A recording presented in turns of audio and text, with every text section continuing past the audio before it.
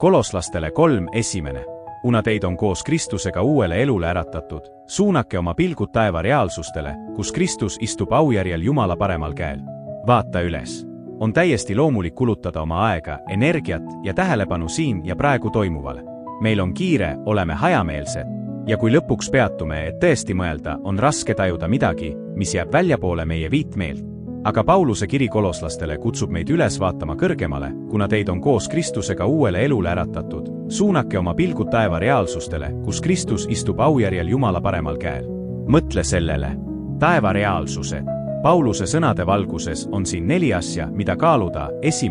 Taevas ei ole mingi ebamäärane, unenägudelaadne seisund. See on reaalne koht, kus on reaalsed inimesed ja kus Jumal on tõeline kuningas. 2. Tuleb päev, mil me kohtume Jumalaga silmast silma. Kõik, mida oleme lootnud, saab lõpuks ilmsiks. 3. Meie mured ja südamevalud, isegi surm ise on ajutised. Piiblis öeldakse, et tulemas on aeg, mil Jumal kaotab valu, surma, haiguse ja kannatused igaveseks. 4. Jumal istub endiselt oma troonil koos Jeesusega oma paremal käel. Ükskõik kui hullumeelne, mõttetu või südantlõhestav maailm tundub, saame olla kindlad, et miski ei jää Jumala suveräänse plaani kontrolli alt välja.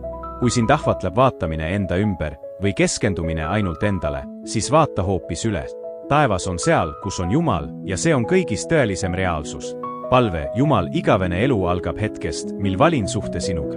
Kui ma sind järgin, aita mul omandada igavikuline mõtteviis. Kui mind ahvatleb keskendumine ainult sellele, mis on otse minu ees, siis aita mul vaadata üles ja mõtiskleda taeva reaalsuste üle.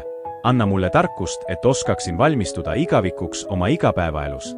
Jeesuse nimel, aamen. Psalm 69:30. Siis ma kiidan lauldes Jumala nime ja austan teda tänuga. Palve tänu eest. Jumal, ma kiidan sinu nime lauldes ja austan sind tänuga. Aitäh, et oled minu rõõmu ja jõuallikas. Tõstan oma hääle tänulikkuses, et ülistada sinu püha nime. Filiplastele 4:6. Ärge muretsege millegi pärast, vaid palvetage kõiges.